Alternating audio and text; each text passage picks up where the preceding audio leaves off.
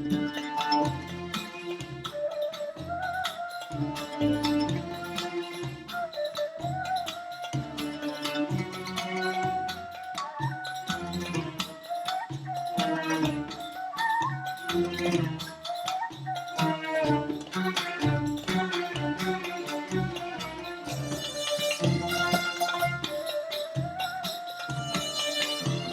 to your weekly program, Balahdan, a show with an accent for those without one.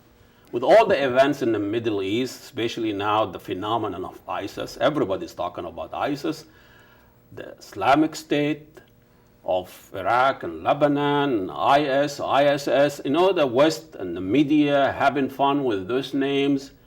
And when you look at the dynamic and the last speech of Obama, his plan to confront ISIS wherever they are, and the NATO and European and Arab Zionists and everybody stepping in, and everybody has his own agenda. Those events really hasn't changed that much, 100 years in the 20s, when we talk about what was going on post World War I and how the British really and the French divided the area. We have a very exciting play coming on the 23rd of September here. There's some reading about this play. He wrote the play, Professor William Beeman, is with the University of Minnesota, anthropology department, and he wrote this play called Queen Gertrude of Desert. And I know if you're going to talk about the Arab, you're going to have a desert, or you're going to have a mullah, etc. How the West really kind of differentiate us from the rest of the world. So welcome to Balahdan, Professor Beeman. And I know this is very interesting title, and I was reading a little bit about who that woman, in your play, and even in her biography, the founder of modern Iraq. And when I hear that, be honest with you, I get leery a little bit. This kind of Orientalist kind of phrase. The founder of modern Iraq, as if just an incident. Lawrence of Arabia, the founder of modern wherever. But we ignore the history, the revolt of the Iraqi people, and the struggle was going on under the British and even under the Ottoman Empire. So there is some context beside what she actually did. So tell us a little bit who is she, and why bring her back to life about 80 years later? Well, Gertrude Bell was a fascinating person. She was the first woman to receive a first-class honors degree in history at Oxford University. She was a mountaineer. She won awards for her mountain climbing. She was an aviatrix. She was one of the first women to fly a plane, a photographer.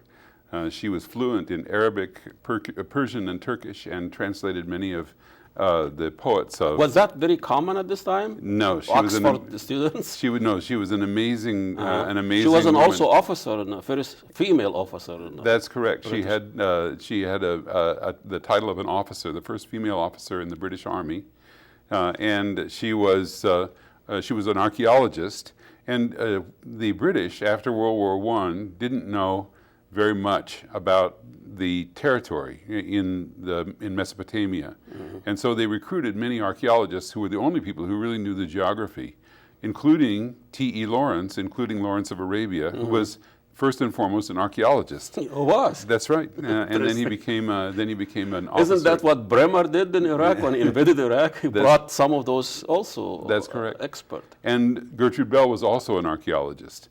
And she was recruited by the British to work with them in trying to sort out modern Iraq. She knew Arabic fluently. She knew all of the tribal leaders of Iraq. She knew everything about their families. And she was a great asset to the country. But her relationship with the tribe also, people was also suspicious, She was recruiting spies. Well, that may be true, but she was greatly respected by the people of Iraq and by the tribal people. They called her Khatun, which is a title for a great lady. Khatun, yeah. There is a Khatun school in the old Cairo. I don't know if this is the same. It's a Muslim school too. So Fatma Khatuna was, I guess. But she was responsible for drawing the borders for modern Iraq, but what was most important, I think, for the Iraqi people is that she was a tremendous advocate for Arab independence, for independent rule by Arab people. But from the Ottoman Empire, not from the British. No, after the Ottoman Empire was divided by the British and the French, the British simply wanted to make that area into a colony. And she and also T.E. Lawrence were very adamant. They wanted there to be native rule of this country.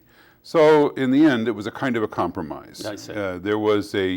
There definitely was Arab rule. There was a new king who was brought in. He was the son of the Sharif of Mecca in Arabia, who had helped the British during World War I. King Faisal. King Faisal, that's right. And so King Faisal was an Arab ruler over the new state of Iraq. Well, he came from Mecca. That's right. And his of course his brother Abdullah became the king of Jordan, which was a country that was created by the British. It was a compromise too. It was a compromise also.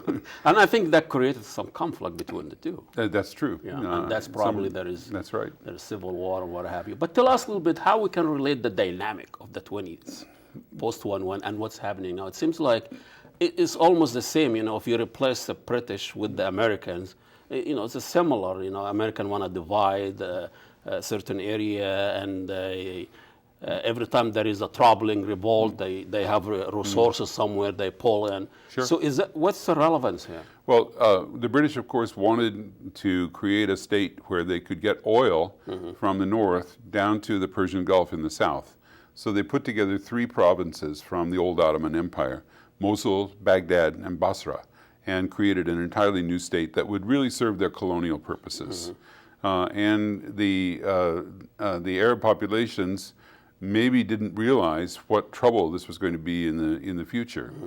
They also the oil wasn't really a huge. It was still exploring. It was beginning to be a very, very important point, because the British were starting to fuel their ships in the Indian Ocean and in the Persian Gulf with oil. So they saw the value of this in the area, and they wanted very much to have it. So the people were not really considered very importantly, but for Gertrude Bell and for T.E. Lawrence, it was extremely important that there be that there be actually Arab rule in the country. There be an Arab administration. So, what was the driving force of their that kind of passionate about exploring this area and making sure? What was their vested interest as individual? Well, they loved the Arab world in the Middle East. What is coming from? What do you mean? Because they guilt out of guilt, like what happened in the Holocaust. Well, remember that T.E. Lawrence and Gertrude Bell and the others were archaeologists, and they deeply appreciated the civilization. And Gertrude Bell was also a writer and a translator, and she knew the language very well, translated poetry into English, and was really deeply in love with the people of the region. But in a way, she helped the British to colonize. Well, that's correct, of course, because she was, asked to do that. But she modified the British ambitions in the area. So there is nothing you can do about this empire. Just put a human face on it. Yeah, and she had terrible arguments with the British administrators about this, including Winston Churchill, who was adamant that there was not going to be. He thought that Arabs couldn't rule themselves; that they were. They still don't. Well, at least they still do the same thing about what the Scotch, Scotland lost yesterday. I do want to mention it. I don't know when this is going to air, but there'll be a stage reading of the play. The play is not finished. We need audience feedback on this at the Playwrights Center at 2301. And that's on September 23rd. East Franklin, that's right. Tuesday, September 23rd at 6:30. So what's the venue? You're going to just read the... No, there'll be the Playwrights Center hires actors. Oh, really? So there is... So there'll be actual actors reading the play, I see. So that I can get a sense of what's wrong with the play or what's right with the play. What works, what so they can, what works and what doesn't. That's very great, and I think it's nice you're staying away from politics, but you really, you bring in politics. Yes. In a different context. You can't help it because this was a woman who really lived through all of this. And she died in a rather mysterious way. But yeah, what about her? Any story about? I'm sure there's a lot of mystery story about her killing. She died from an overdose of sleeping medicine, and it's not clear whether it was a suicide or whether it was just an accident. Mm-hmm. But one thing is for sure, and that is that she had planned to live out her life in Baghdad. She didn't want to go back. She died there. She died there. She died in Baghdad. She's buried in Baghdad. And until today, we know where she is? Oh, yes. Her tomb is well known. And so they toppled Saddam Hussein's statue and the tomb is still there? No, the tomb is still there. And she founded the Baghdad Museum, and there's a room that's dedicated in the Baghdad Museum to her. And how old was she when she died? She was 56. And she came almost in the 20th? That's right. She died in 1926 at the age of 56. Okay. And the Twin Cities is also a great venue for this type of things, and I think it's nice that you bring this up for an audience that they can participate in almost writing the end. That's right, and she had. I think the reason I wrote the play to begin with was because she had such an incredible life, and it was so varied and so exciting. I had a hard time trying to understand what it was that motivated her in her entire life. And so writing a play is a good way to do that because it makes you focus on... You explore it yourself. That's right. It makes you focus on those ideas. And it seems like those areas were also an area of exploration. The Europeans were coming to Africa, were coming to this pure, raw. And it was driven by so many different things, but one of which the fact they looked at modern life and all that is corrupt and disdained, and they want to go a new beginning. We always look for a new beginning. That's right. And Africa was there. Africa, well, and Asia too. I mean, Africa and the Arab world and all that. And there were certainly resources in the Arab world, but that's for the politics empire. That's right. But for those individuals, I'm always fascinated. For those individuals, no, they found a tremendous amount of richness in the civilization of the Middle East. They deeply appreciate it. Mm-hmm. Gertrude Bell There are good ones, Orientalists. Right. That's right.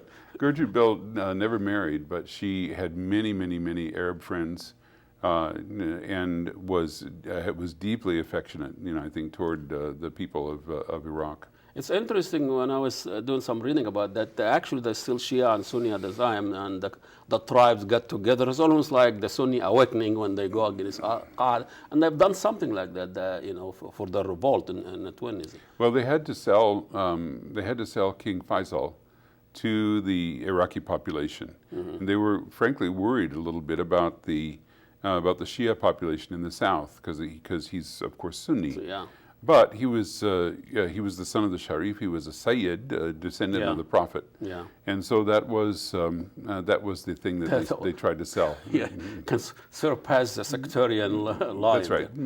Well, Professor Beeman, thank you so much. It's been always a pleasure to have you. We'll have this segment, and then we'll talk about your forum that come in Westminster.